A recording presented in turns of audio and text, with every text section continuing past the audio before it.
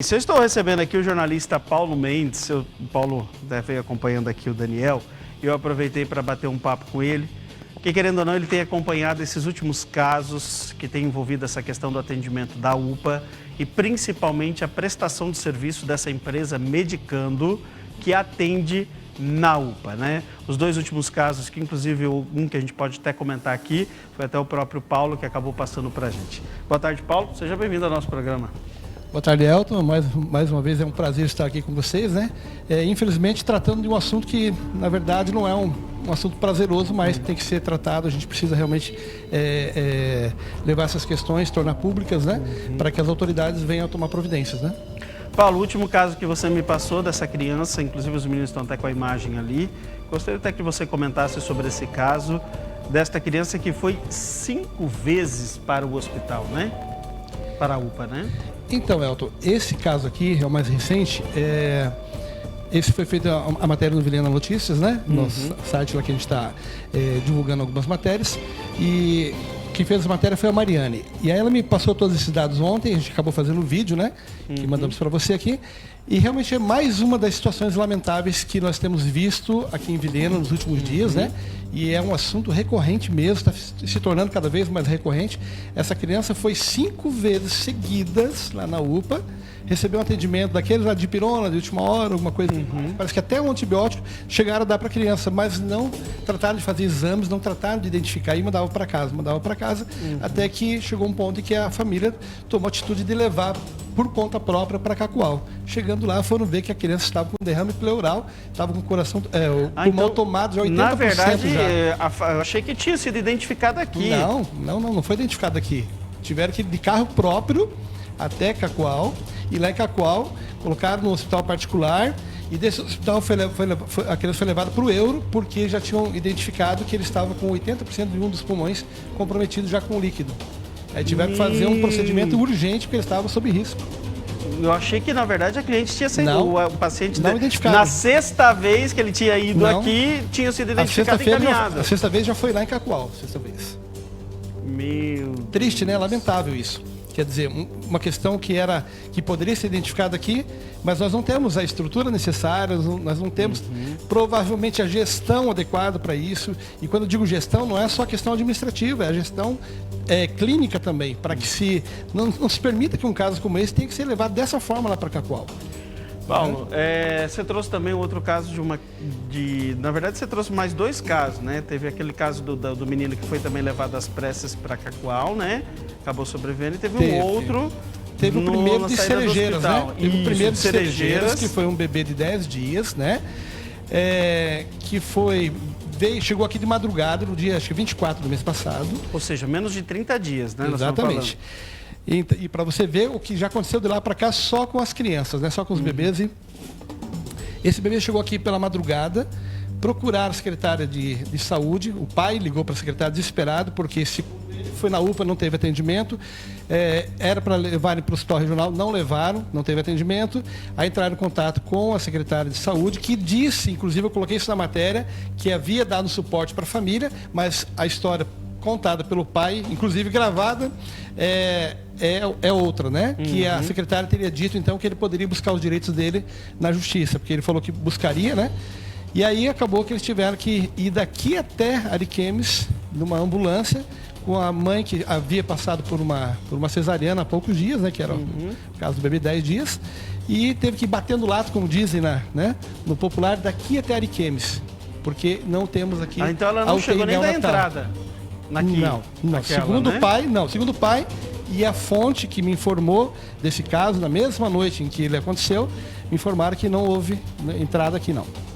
E depois você teve um outro, que a diretora do hospital teve que subir como diz o linguajar comum, subir na tamanca para a coisa funcionar. Exatamente. A Cláudia, inclusive quero parabenizar a Cláudia pela atitude, porque eu cheguei lá, o vereador Damasceno estava lá naquela noite, ele me ligou, falou: Paulo, venha para cá porque a situação aqui está feia, nós estamos tendo que acionar o Ministério Público, né, e fazer boletim de ocorrência, porque a empresa que é contratada para fazer o transporte e todo o trabalho na área de medicina, está se negando a atender esse caso aqui. Daí eu corri para lá e acompanhei, e realmente a Cláudia estava ela estava até alterada, ela estava muito preocupada com a situação.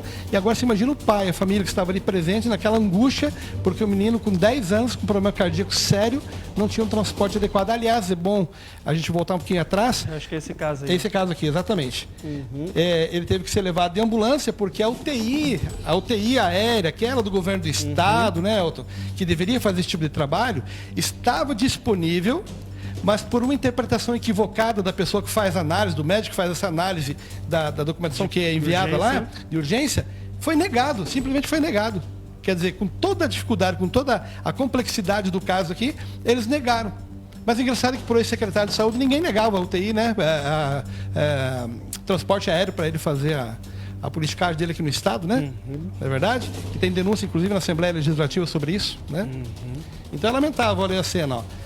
Quer dizer, os pais ficaram ali durante uma semana aguardando nessa luta para poder levar o filho para Ariquemes. Esse médico foi muito gente boa, atendeu muito bem eles e acompanhou a criança e a família. Ele é da empresa Medicando? Eu acho que ele estava de plantão no hospital regional aquele dia, eu não sei, mas eu acredito que sim, Elton, não sei te dizer isso. E aí é um caso que você não trouxe, mas que ganhou noticiário, até que enfim, parece que a secretária resolveu bradar e resolveu também subir nas tamancas, e você viu esse último caso de mais uma vez que a empresa Medicando não quis atender e ela foi até o Ministério Público, né? Mas então, ela chegou onde nós chegamos antes, né? Nós chegamos lá atrás, quando nós cobramos dela, porque eu já disse para ela, secretária, culpa e responsabilidade são duas coisas diferentes. Talvez ela não tenha uma culpa direta, mas a responsabilidade da caneta é dela, né? E ela mesma admitiu em algumas entrevistas, inclusive naquela sabatina na Câmara de Vereadores, que ela não tem como estar em 2 lugares ao mesmo tempo, mas ela tem como ter 2 cargos ao mesmo tempo, 2 pastas ao mesmo tempo, né? Então ela só chegou onde a população chegou antes, que quando a população perde a estribeira lá na sala do médico lá, e a polícia tem que ser acionada, é porque a população já percebeu o que a gestão, infelizmente, precisa tentar segurar para conter essa situação toda, porque senão fica incontrolável, né? Mas o fato é, e ela inclusive admitiu nessa sabatina, que nós temos um problema gritante, ela usou essa palavra, gritante, de UTI neonatal. Aquela ala que era para servir como UTI pediátrica, e na época foi utilizada para Covid, e eu acho até que foi uma atitude inteligente, de certa forma, tudo bem, foi utilizada lá, mas e aí, como é que ficaram as crianças? O próprio secretário de comunicação da prefeitura me disse que, na época, eles optaram por usar aquela ala porque os casos neonatal eram 2 ou 3 por mês, enquanto os casos de Covid eram 200, 300 por dia. Tudo bem, quando a gente quantifica. Mas para um pai que perde um bebê de 10 dias, de 50 dias, a sua história, na verdade, é outra, né? Para ele, o resultado é outro, né? Que, na verdade, eu não entendo, né? Porque na antiga administração Rover, aquele prédio rosa, né? Exatamente, a maternidade, né? Que era justamente era para ser a referência no atendimento pediátrico, maternidade, entre outras coisas, né? Aí a Rosane fez virar depósito, a Rosane fechou, depois ela reabriu, aí agora parece que a Silvia teve lá, que vai transformar em outra coisa aquele prédio. Coincidentemente em ano eleitoral, né? Mas tudo bem, né? Parece que nos anos eleitorais eles conseguem resolver, ou pelo menos dar continuidade, ou recomeçar algum projeto. Porque o projeto do Rover era justamente para que as crianças e as mães entrassem tudo por ali, tirasse de fato do atendimento do hospital regional e ficasse toda a ala infantil do hospital, né? Ali independente. Foi o projeto para aquele prédio, né? E muito interessante, diga-se de passagem, porque a ideia de separar a questão da pediatria, né, dos casos de neonatal é muito inteligente, inclusive, do ponto de vista de gestão, né? Mas e aí, o que aconteceu no meio do caminho? Por que se permite que esse tipo de atitude aconteça numa administração? E aí eu pergunto, onde está o Ministério Público? Cadê o Ministério Público? O que acontece, né, Paulo, você sabe mais do que ninguém, né? O que acontece é que vereador não sabe ser vereador independente, tem que ficar pedindo cargo para prefeito, tem que ficar lá. Esse é um grave problema de vida. E aí os vereadores, a Rosane, embora ela tinha uma Câmara teoricamente oposicionista, porque teoricamente a composição da Câmara da Rosane era de oposição, mas ela foi a primeira que fechou aquele prédio.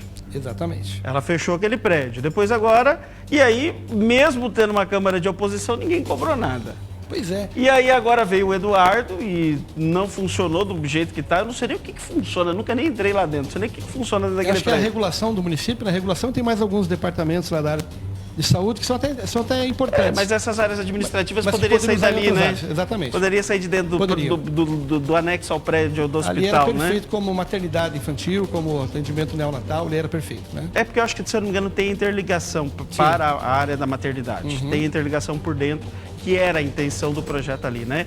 E aí, infelizmente, não é feito.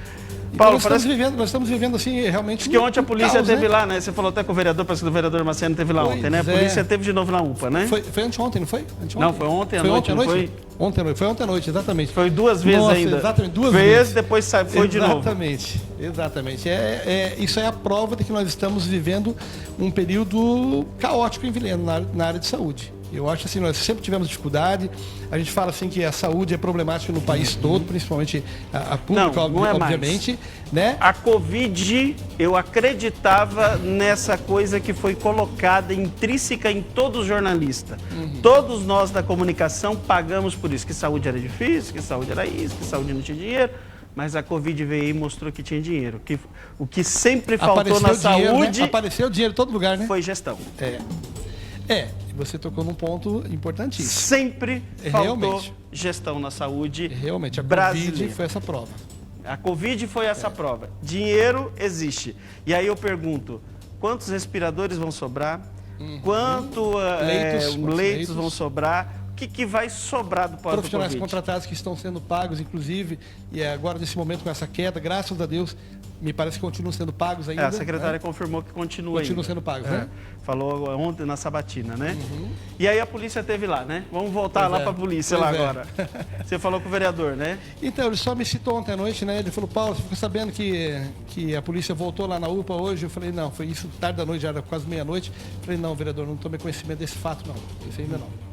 Mas vamos atrás também desse, porque, na verdade, é uma sequência de fatos que estão levando a uma situação extrema, né? Na área de saúde, né? É porque, na verdade, os médicos estão se sentindo coagidos, né? Devido à demora, aí os médicos se sentem coagidos, né? O interessante é que essa empresa, a gente já botou no bolso em 3 meses, nós estamos no 4º mês do ano, R$849 mil.